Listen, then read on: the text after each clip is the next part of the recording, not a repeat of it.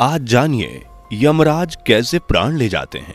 दोस्तों, जैसा कि हम सब जानते हैं, हमारी मृत्यु के बाद हमारा शरीर मिट्टी में मिल जाता है। मृत्यु के बाद या तो हमारे शरीर को जला दिया जाता है या फिर शरीर को दफना देते हैं। पर क्या आपने कभी सोचा है कि मृत्यु के बाद हमारी आत्मा का क्या होता होगा? मृत्यु के बाद हमारी आत्मा कहां चली जाती है और हमें कैसे दोबारा इंसान का जन्म मिल सकता है? तो दोस्तों, अगर आप भी ऐसे कुछ सवालों का जवाब चाहते हैं तो हमारे साथ इस वीडियो के एंड तक बने रहिए, जिसमें हम आपको इन सवालों के जवाब के साथ साथ यह भी बताएंगे कि आखिर हमें हमारे बड़े बुजुर्ग हमेशा अच्छे कर्म करने को क्यों बोलते हैं, क्यों उनकी बात मानना हमारे लिए जरूरी है। पर वीडियो शुरू करने से पहले अगर आप हमारे चैनल पर नए हैं तो चैनल को सब्सक्राइब करें और बगल में दिए गए बेल आइकन को भी प्रेस कर लें। अब आइए वीडियो शुरू करते हैं। दोस्तों, धरती पर मौजूद हम सभी जीवों की जिंदगी केवल हमारे पैदा होने से मृत्यु तक ही नहीं रहती, बल्कि हमारी जिंदगी के मायने इससे भी कहीं ज्यादा होते हैं। धरती पर पहली सांस लेने से लेकर आखिरी सांस तक हमारे शरीर का जन्म और शरीर की मृत्यु होती है, पर हमारी आत्मा का जीवन कुछ अलग ही है। हम माँ के गर्भ से पहली बार जब प्रवेश करते हैं तभी से हमारी आत्मा का सफर शुरू हो जाता है और वो तब तक चलता रहता है जब तक हम मृत्यु के बाद किसी और शरीर में प्रवेश ना कर लें। क्यों दोस्तों, सुनने में काफी इंटरेस्टिंग है ना? पर मैं आपको बता दूं कि यह बात सुनने में जितनी इंटरेस्टिंग है उसमें उतनी ही सत्यता भी है, जो कि हर कोई नहीं जानता। तो दोस्तों, इस विषय पर आगे बात बढ़ाने से पहले हम आपको बताना चाहते हैं कि हम आज भी जो जानकारी आपको देने वाले हैं वो गरुड़ पुराण नामक एक पुस्तक में लिखी हुई है, जिसे अक्सर हम यंग एज में नहीं पढ़ते, क्योंकि इसमें लिखा हुआ जीवन और मरण का सत्य हम इस एज में स्वीकार नहीं कर पाते। पर जैसे जैसे हम बुढ़ापे की ओर जाते हैं, हम प्रकृति के नियम और जीवन और मृत्यु की सत्यता को समझने लगते हैं। तब उस उम्र में अक्सर लोग यह किताब पढ़ते हैं।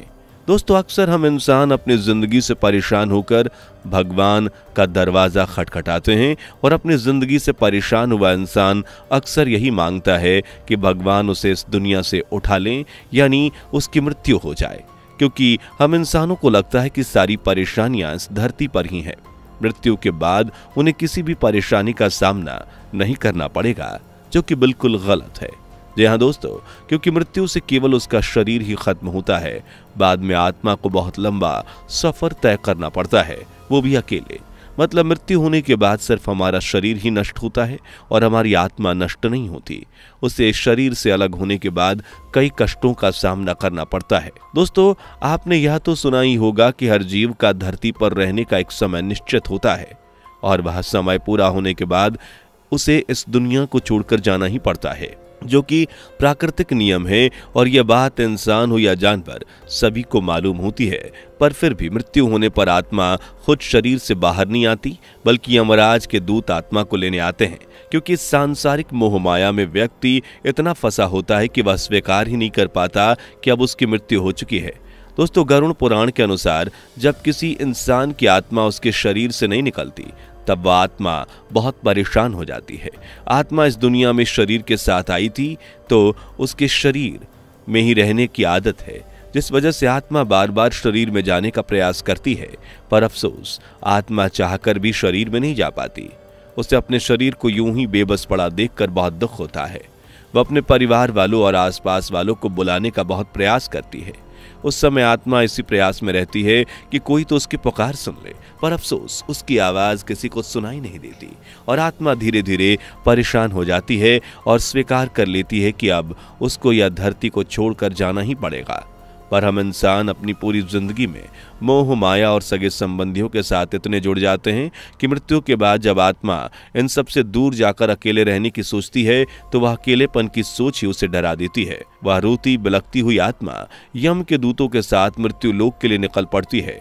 धरती से यमलोक की तरफ जाते समय इंसान की आत्मा को अक्सर वे लोग सबसे ज्यादा याद आते हैं जिनसे वो अपनी पूरी जिंदगी प्यार करता है। इसके अलावा ऐसे समय में इंसान को अपने बुरे कर्म भी याद आते हैं, जिसे सोचकर उसे बहुत पछतावा होता है। पर अफसोस उसको यह भी मालूम होता है कि अब वह अपने कर्मों को नहीं सुधार सकता।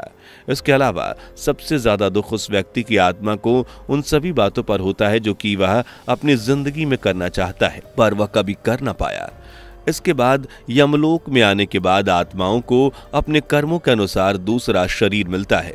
यानी कि अगर उस व्यक्ति ने अपने जीवन में सारे काम अच्छे किए, उम्र भर दयालु रहा, तो उसे अगले जन्म में भी इंसान का ही शरीर मिलेगा। पर कुछ आत्माएं ऐसी होती हैं जिनके कर्म अच्छे नहीं होते, तो ऐसी आत्माओं को काफी भटकना पड़ता है और बहुत मुश्किल से उनके शरीर उन्हें मिलते हैं। पर ऐसी आत्माओं को धरती पर दोबारा इंसान का जन्म लेकर पैदा होने का मौका नहीं मिलता, बल्कि इन आत्माओं को किसी जानवर का शरीर मिल जाता है और इन्हें अपने अगले जन्म की भी काफी परेशानी का सामना करना पड़ता है।